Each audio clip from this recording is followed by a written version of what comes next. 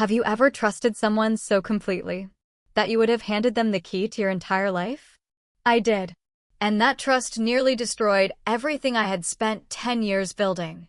The worst part wasn't losing my dream promotion. It wasn't the whispers in the office.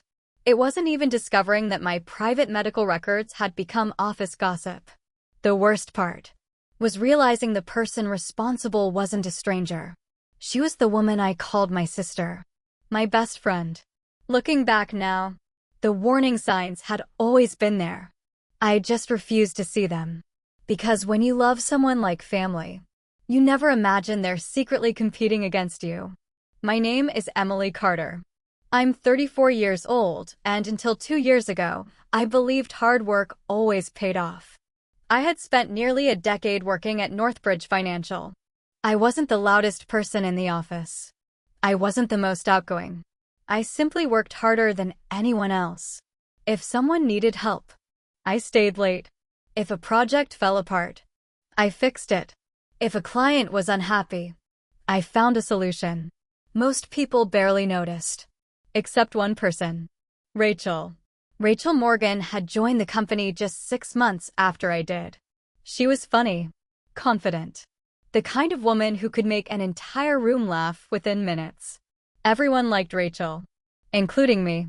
At first, we were just coworkers, then teammates, then friends, eventually, best friends. She knew everything about me, my favorite coffee, my fears, my parents' divorce, the fact that I still cried every year on my mother's birthday. She even had a key to my apartment.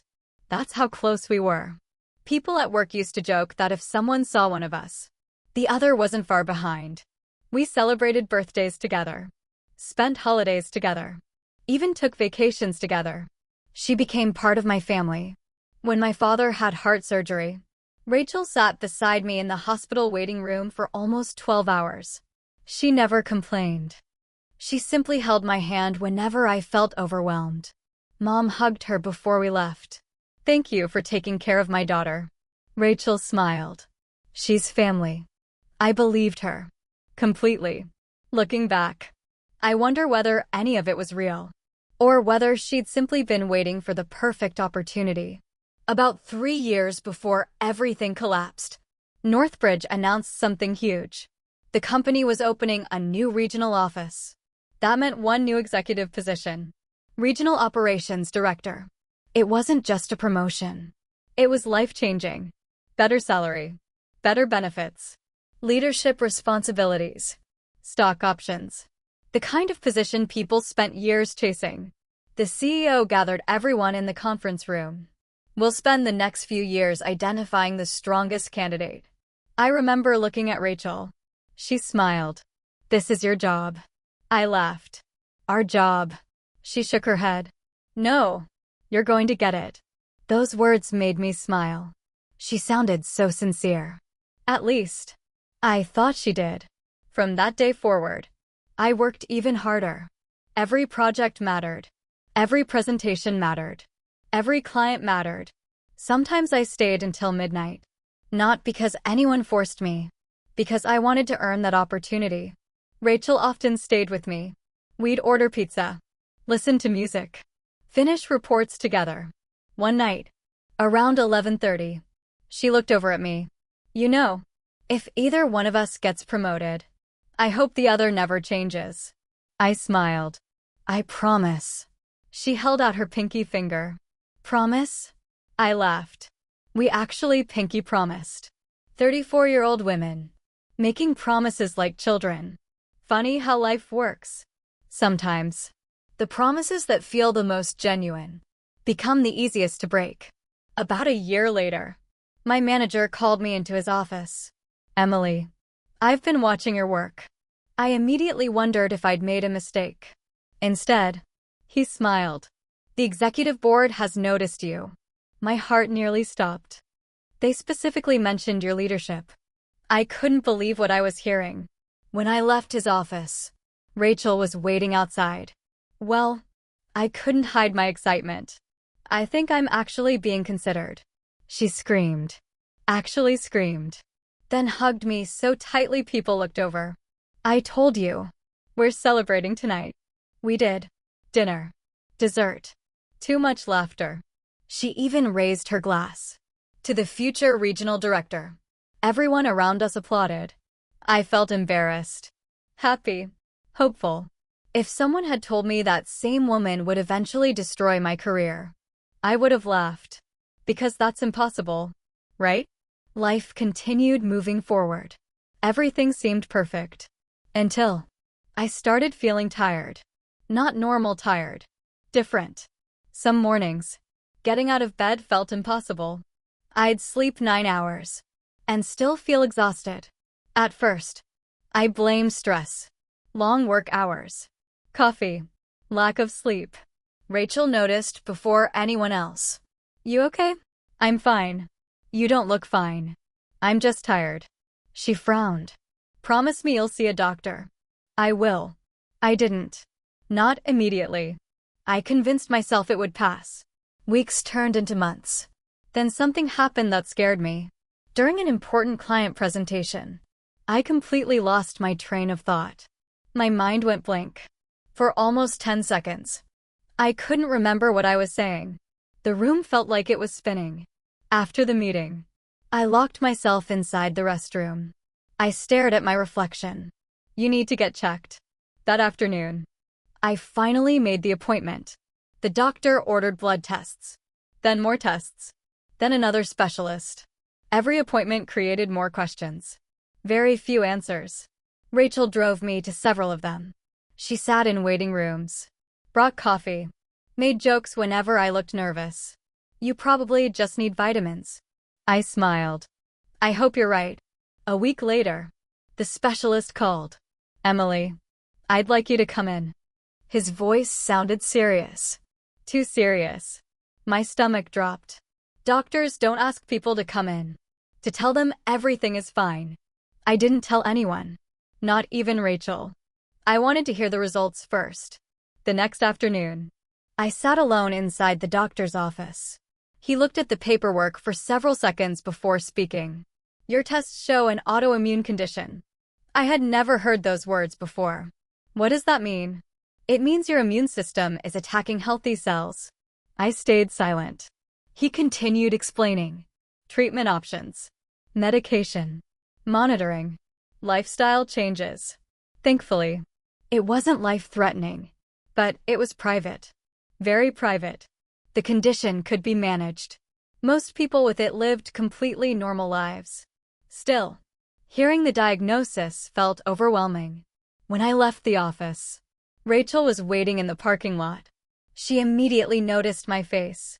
Oh my God. What happened? I climbed into her car. For almost 30 seconds, neither of us spoke. Finally, I whispered. They found something. She grabbed my hand. What is it? I explained everything. Slowly. Through tears. She listened quietly. When I finished, she hugged me. So what? I looked confused. So, what if you have a medical condition? You're still Emily. You're still brilliant. You're still getting that promotion. I smiled through my tears. Promise? She squeezed my hand. I promise. Then she looked me in the eyes. This stays between us. I nodded. Nobody can know. My medical records. My diagnosis.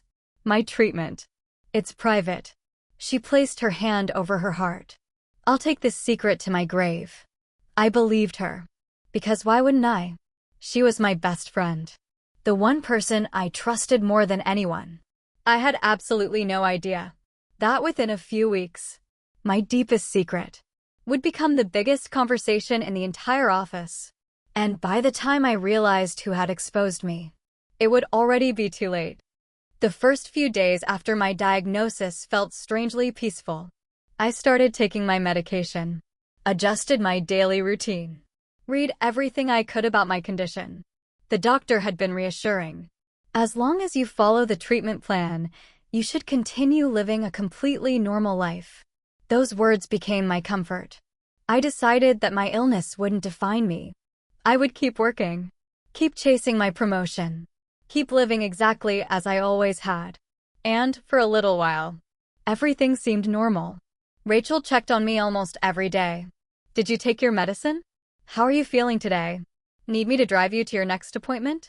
She was always there. Always caring. If anyone had asked me who my biggest supporter was, I would have answered without hesitation. Rachel. A week later, I had my quarterly performance review. My manager, Michael, smiled as soon as I walked into his office. Emily, you've had another outstanding quarter. I couldn't stop smiling. He continued. The executive committee is reviewing candidates next month. My heart started racing. You're one of the strongest names on that list.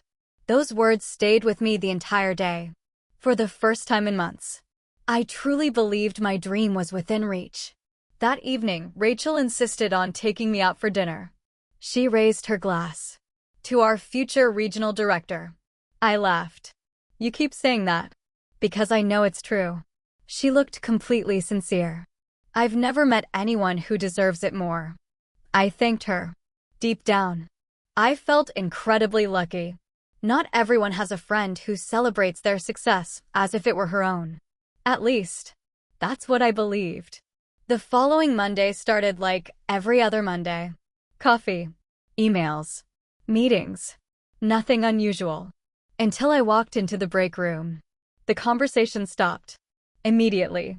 5 people were standing near the coffee machine. The moment I entered, nobody spoke. One woman suddenly looked down at her phone. Another pretended to refill her coffee. The silence felt wrong. I smiled politely. Morning. A few quiet replies followed. Nothing else. As I walked away, I heard whispering behind me. I turned around. Everyone looked away. Maybe I was imagining things. That's what I told myself. By lunchtime, it happened again. Then again. Everywhere I went, people lowered their voices. Some stared.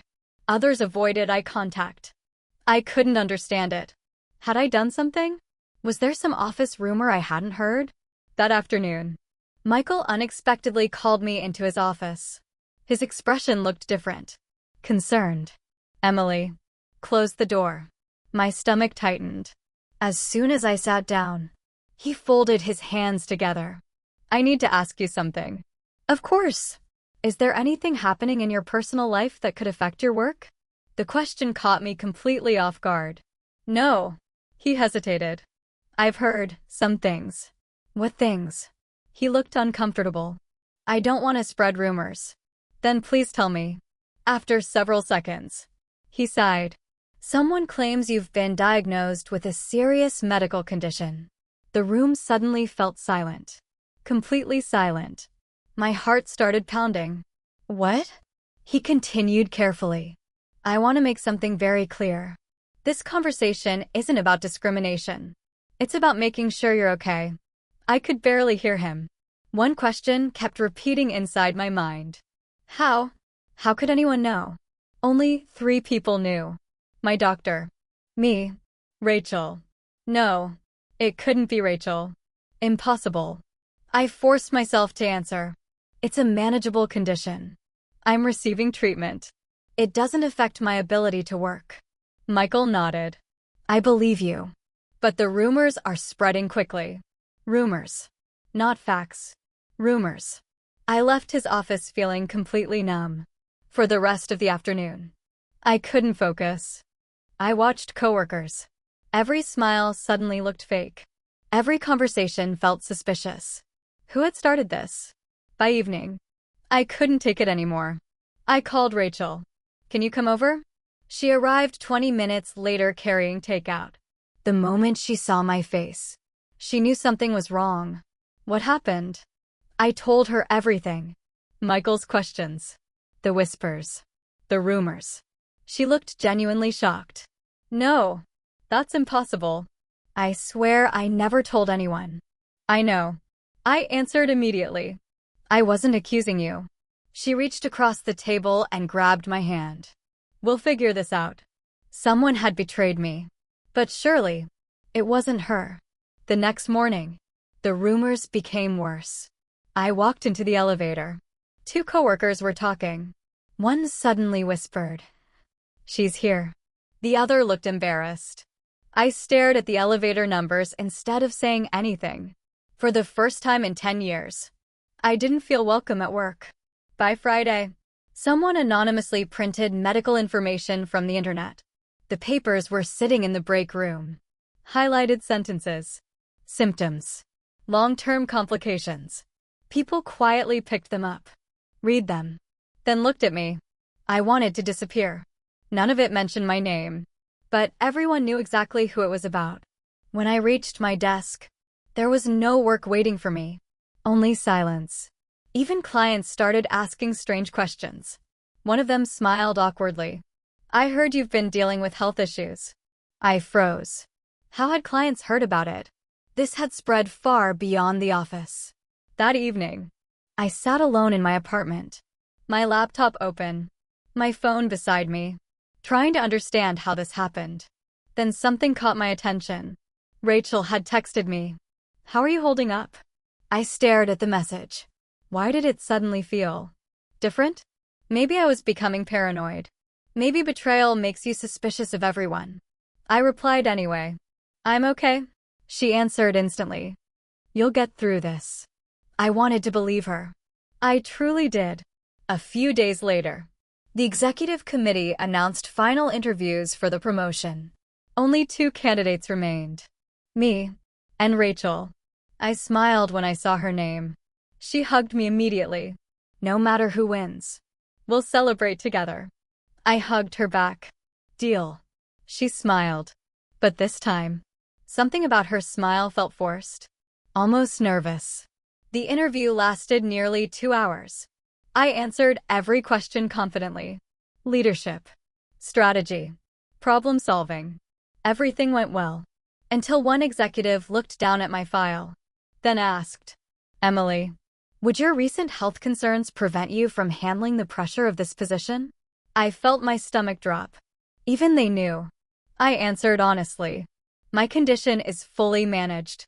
My doctor has confirmed I can perform every responsibility without limitations." They nodded, but I could already see doubt.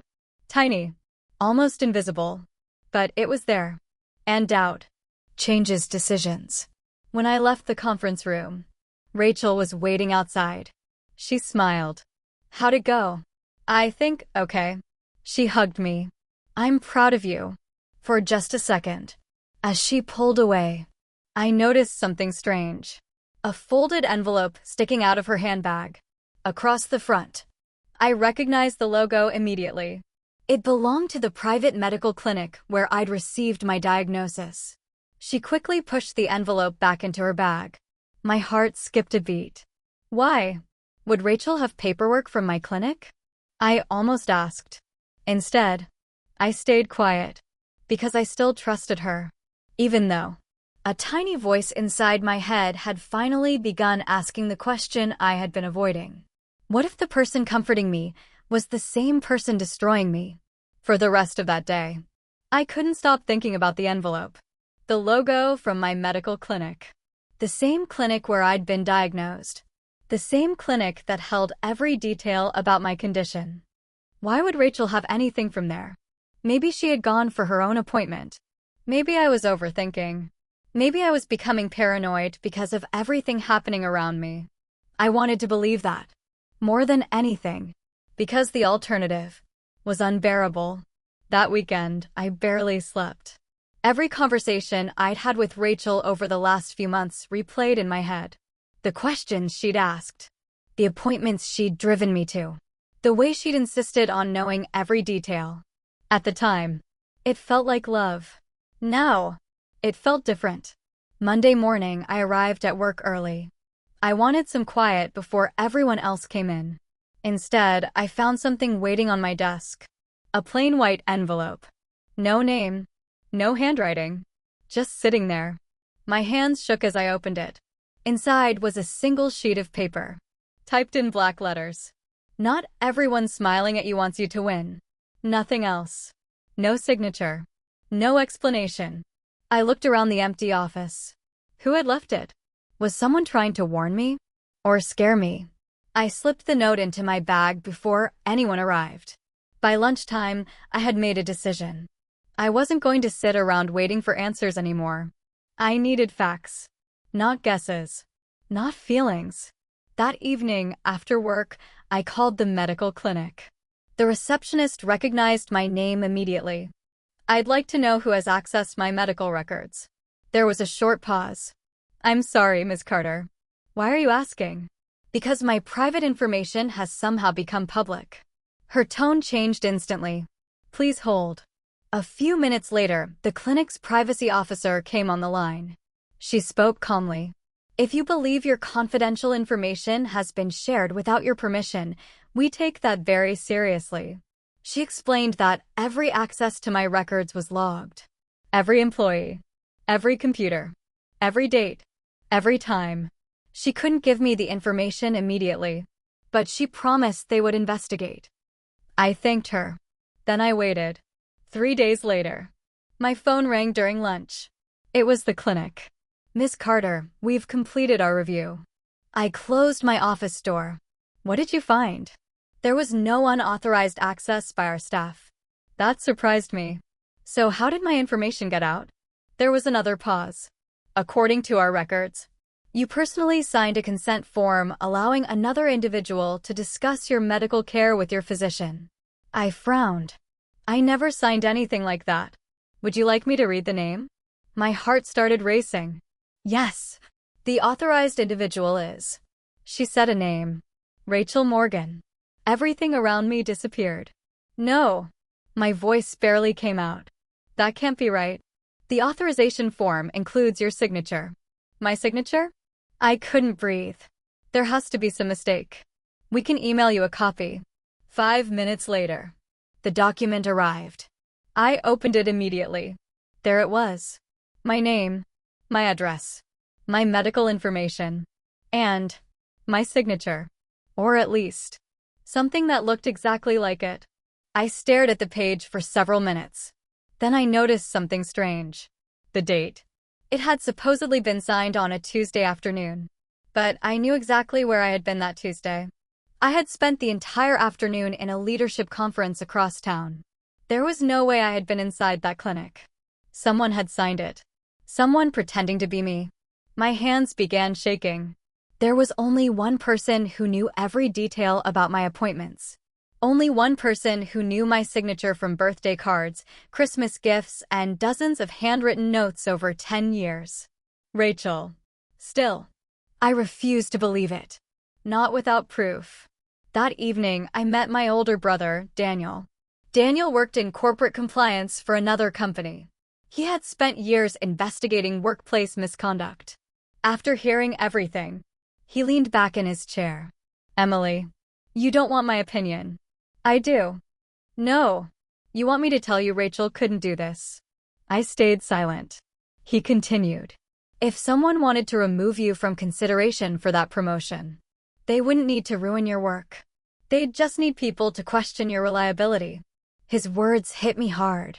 The timing isn't random. The rumors started right before final interviews. I looked down at my coffee. "I know." He sighed. "You need evidence, not assumptions." For the first time, I agreed. The next morning, I started paying attention. Really paying attention. Rachel was different. Tiny things I'd ignored before suddenly stood out. She always wanted updates about the investigation. She kept asking if management had spoken to me. She seemed unusually interested in whether the promotion decision had been made. Almost too interested. Then something happened that changed everything. Late Friday afternoon, I walked past an empty conference room. The door wasn't fully closed. Inside, Rachel was talking to our HR director. I wasn't trying to listen. But then I heard my own name. Emily's situation. I froze. Rachel lowered her voice. "I just don't think she's ready for that level of responsibility." The HR director answered quietly. "We're evaluating all candidates fairly." Rachel sighed dramatically. "I just worry about her health." Health. Again. She was still talking about my medical condition. A condition she had promised never to mention. I stepped away before they saw me. My chest felt tight. Maybe she wasn't the one who leaked the records, but she was definitely using them. using my illness to question my ability, to weaken my chances. For the first time, I wondered if our friendship had ever been real. That night, I couldn't stop crying. Not because of the promotion. Because I had spent 10 years loving someone who might never have loved me back. Saturday morning, an unexpected email arrived. It was from the clinic's privacy officer. Subject: additional information. My heart raced as I opened it. During their investigation, they had reviewed security camera footage from the day the consent form had supposedly been signed. The receptionist noticed something unusual. The woman who submitted the paperwork wasn't me. She had worn sunglasses and a baseball cap. The footage wasn't perfectly clear, but the woman had long dark hair, almost my height, and she had arrived in a silver SUV. Rachel drove a silver SUV. I covered my mouth. Tears filled my eyes. No. Please. No. The email continued. Because the footage wasn't clear enough for identification, the clinic couldn't officially accuse anyone, but they had permanently removed the authorization, and they strongly recommended I report the matter if I believe someone had impersonated me. I sat there, frozen. Every excuse I had made for Rachel, every benefit of the doubt, every denial, was falling apart. Then, my phone buzzed. It was Rachel. Good morning. Coffee today? Red heart. I stared at the message for almost a full minute. The same woman I had trusted with every secret was now smiling at me through a text message, as if nothing had happened, as if she hadn't destroyed my reputation, as if she hadn't stolen something that could never be given back. My trust. I finally replied, "Sure. See you at noon." Because by then, I had made a decision. I wasn't going to confront her. Not yet.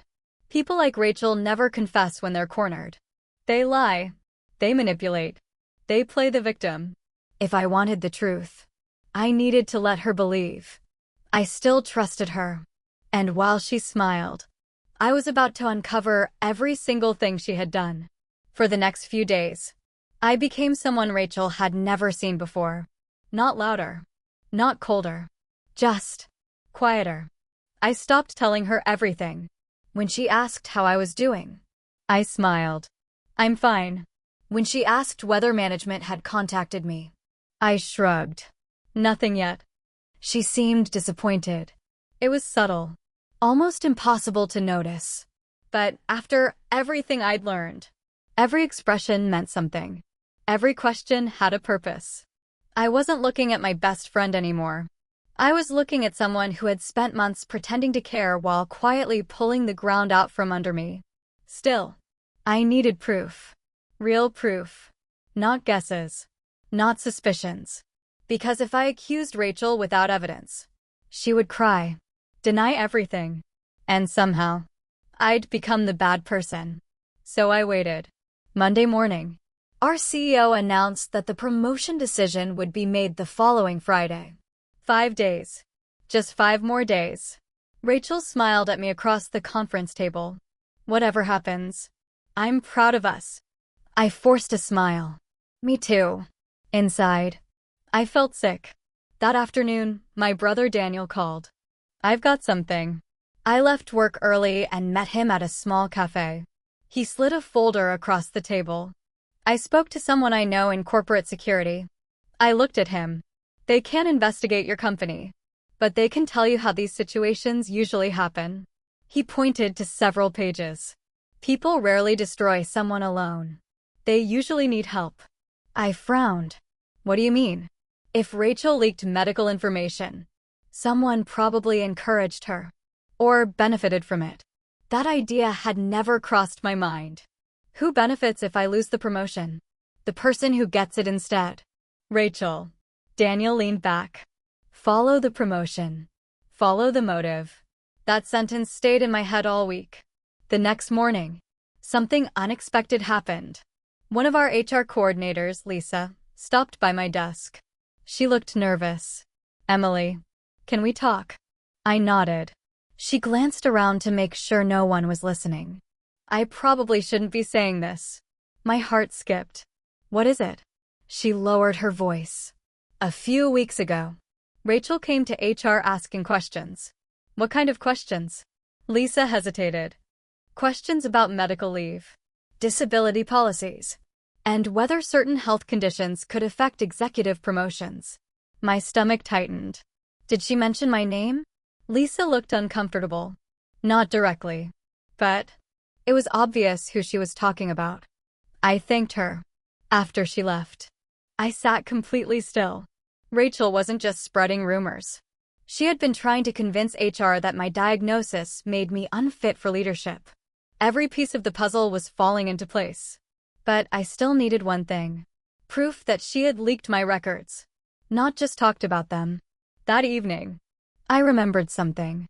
About 6 months earlier, Rachel had borrowed my tablet to sign into our shared project management account. She had accidentally saved one of her personal cloud accounts on the device. I'd never removed it. The tablet was still in my apartment. I wasn't planning to invade her privacy. But if her account was still connected, there might be something. I turned it on. Sure enough, her cloud storage was still logged in. I hesitated. This felt wrong. Then I remembered my medical records. The whispers. The humiliation. The lies. I clicked. Most of the folders contained normal things. Vacation photos. Recipes. Work presentations. Then I saw another folder. Promotion. My heartbeat sped up. Inside were dozens of files. Leadership notes. Company reports. Interview practice documents. Nothing unusual. Until I found one image. It was a photograph. A photograph of my medical paperwork. Not the paperwork from the internet. My actual medical summary. The one my doctor had printed for me. I felt my entire body go cold. She had photographed it. The image had been taken only 2 days after my diagnosis. I kept scrolling. There were more. A close-up of my prescription. A picture of my follow-up appointment schedule. Another image showing part of my test results. My hands started shaking. How? How had she gotten these? Then I remembered. The day I'd told her my diagnosis. I'd gone to the restroom while we were at my apartment. I'd left the paperwork on the kitchen table. She had been alone for less than 2 minutes. 2 minutes were enough. Tears rolled down my face. Not because of the pictures. Because I finally understood. She hadn't betrayed me in one moment. She had planned it. Carefully. Quietly. Patiently. I took screenshots of everything. Saved copies. Then logged out of her account. The next morning, the company announced the final executive meeting. Friday, 10 o'clock. One room. Every board member. Every senior executive. The promotion would be announced immediately afterward. Rachel walked into my office carrying coffee. My favorite coworker. She smiled brightly. I figured you needed this. I accepted the cup. Thank you. She looked relieved. Almost. Too relieved. You've been quiet lately. Just tired. She nodded sympathetically. I know this process has been stressful. If only she knew. The stress wasn't coming from the promotion anymore. It was coming from realizing that the person standing in front of me had smiled while secretly collecting evidence against me. Friday arrived. I barely slept the night before. At 9:30, the executive conference room began filling with people. Board members. Department heads. HR. The CEO. Rachel sat across from me. She smiled confidently. She looked certain she had already won. The CEO stood. Before we announce our decision, I'd like to thank both candidates. Then, there was a knock on the door. Everyone turned. It was our company's legal counsel. He walked directly to the CEO, whispered something, then handed him a folder. The CEO looked confused. He opened it. His expression changed instantly. He looked around the room, then slowly closed the folder. I'm sorry. We need to pause this meeting. Complete silence. Rachel looked nervous. The CEO turned toward her. Rachel, I need you to stay. He looked at me. Emily, would you remain as well? Everyone else quietly left. The room suddenly felt much smaller. The legal counsel placed several printed photographs on the conference table. Rachel looked down. The color disappeared from her face. She recognized them immediately. They were the photographs of my medical records. The same ones I'd copied from her cloud account. The CEO spoke calmly. Rachel, can you explain why confidential medical documents belonging to another employee were found in your possession? Rachel opened her mouth. Nothing came out. She looked at me, then back at the CEO. It isn't what it looks like. The legal counsel slid another paper across the table. The clinic's investigation summary. Rachel's hands started trembling. For the first time in 10 years. She had no smile. No clever answer. No excuse. Only fear. And I realized something. This wasn't revenge. This was accountability. And it was only just beginning. The conference room was so quiet. I could hear the air conditioner humming above us. Rachel sat perfectly still. Her hands rested on the table. But they wouldn't stop shaking. The CEO looked at her. His voice remained calm. Rachel, this is your opportunity to explain. She swallowed hard. I don't know how those pictures ended up there. The legal counsel leaned forward. They were recovered from your personal cloud account. Rachel immediately shook her head. Someone must have hacked my account. It sounded rehearsed. Like she'd already prepared an excuse. The CEO didn't argue. Instead, he placed another document on the table. The metadata attached to these photographs shows they were taken using your personal phone. Rachel's face turned pale. The same phone you still use today. Silence. She looked at me. For just a second. I saw something I had never seen before. Fear. Real fear. Not fear of losing a promotion. Fear of being exposed. She looked back at the CEO. I never shared them. That sentence surprised everyone. Not because it cleared her. Because it admitted she had them. The legal counsel calmly replied. So you acknowledge taking photographs of another employee's confidential medical records? Rachel immediately realized what she'd said. She couldn't finish. The CEO folded his hands. Rachel, how did you get access to those documents? Another long silence. Finally, she whispered. I was trying to help. Nobody believed it. Not even her. Just then, there was another knock at the conference room door. The HR director stepped inside. Behind her was Lisa, the HR coordinator. She looked nervous. Very nervous. The CEO nodded. Lisa, you asked to speak before we finished. She looked directly at Rachel, then at me. Finally, she took a deep breath. I need to tell the truth. Rachel's eyes widened. Lisa continued. A month ago, Rachel came to my office. She asked if certain medical conditions could prevent someone from becoming an executive. The CEO listened carefully. I told her we don't discriminate. But she kept insisting. She said. Lisa hesitated, then repeated Rachel's exact words. The board deserves to know if someone isn't healthy enough to lead. I felt my chest tighten. Lisa continued. I told her private medical information wasn't our business. She smiled and said, it will be soon. Rachel closed her eyes. The room became silent again. The CEO slowly turned toward her. Is that true? Rachel didn't answer. Instead, tears rolled down her face. For a moment, I almost felt sorry for her. Almost.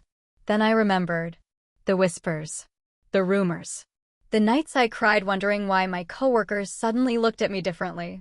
The promotion I nearly lost. Because someone I loved decided my dreams mattered less than hers.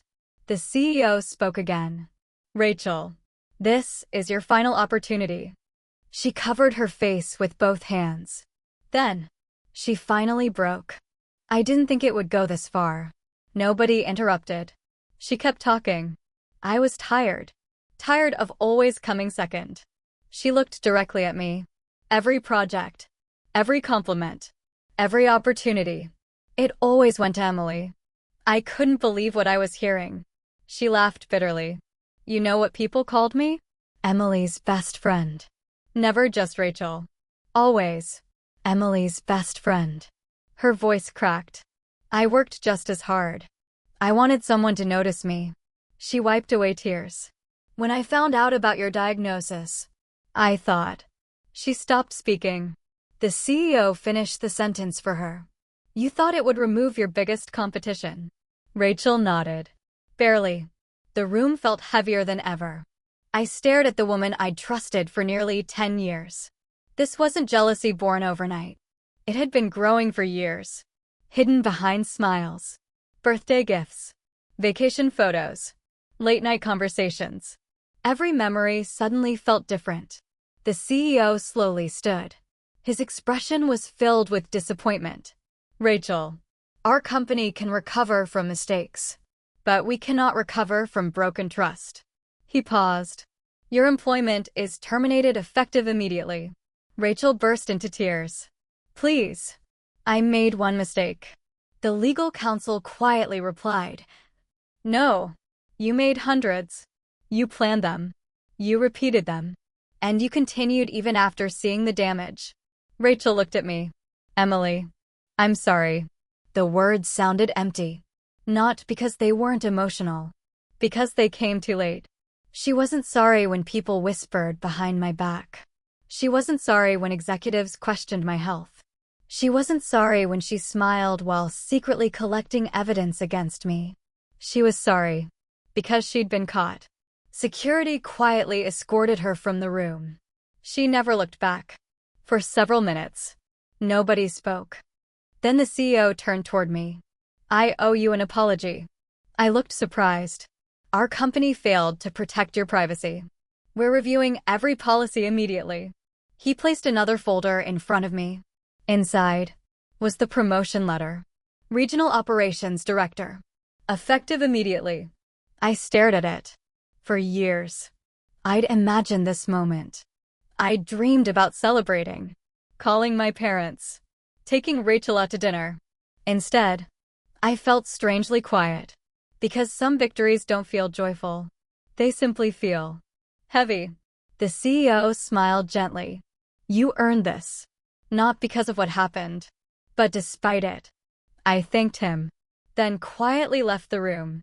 As I walked across the office, people stood, one by one. Nobody clapped. Nobody cheered. They simply stood. It was their way of saying, we know the truth now. Several coworkers apologized. Some admitted they believed the rumors. Others confessed they should have defended me sooner. I appreciated their honesty. But healing takes time. Trust, once broken, never returns exactly the way it was.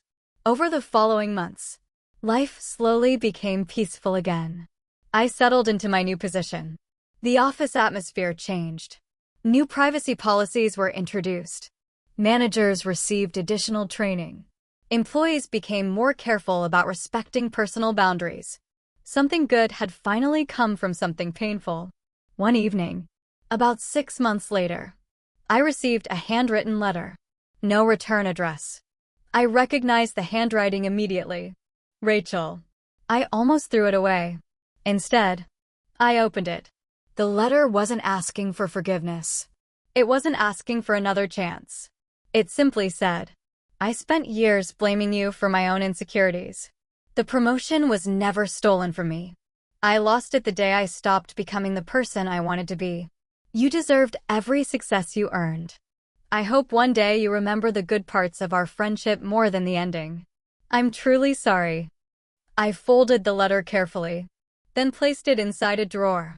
Not because I wanted to remember the betrayal, but because I wanted to remember the lesson. Forgiveness doesn't always mean inviting someone back into your life. Sometimes, forgiveness simply means refusing to carry their mistakes forever. A year later, I stood on stage accepting an industry leadership award. During my speech, someone asked, what has been the biggest lesson of your career? I smiled, then answered honestly. I learned that talent gets you opportunities, but character determines whether you deserve them. The audience applauded, but I wasn't finished. I looked around the room. And one more thing. Protect your peace. Protect your privacy. And be careful who you trust with your most vulnerable moments. Not everyone celebrating beside you is happy to see you succeed. Sometimes, the loudest applause comes from the person secretly hoping you'll fail. As I walked off the stage, I realized something. Rachel didn't take my future away. She delayed it. She didn't destroy my career. She revealed who truly belonged in it. Because in the end, the promotion wasn't my greatest achievement. The greatest achievement was refusing to become bitter. Refusing to let betrayal change the kind of person I wanted to be. And that's the thing about the truth. It may arrive late. It may test your patience. It may even cost you sleep. But eventually, the truth has a way of finding the light. And when it does, the people who tried to bury it usually end up standing in its shadow. Moral of the story: never share someone's private pain for personal gain. Real friendship celebrates your success instead of competing with it. Jealousy hidden behind kindness is still jealousy, and trust is one of the most valuable things a person can give. Once it's broken, apologies may be accepted, but things are rarely the same again. The best revenge is not humiliating the person who betrayed you. It's protecting your integrity, continuing to grow, and letting the truth speak louder than anger.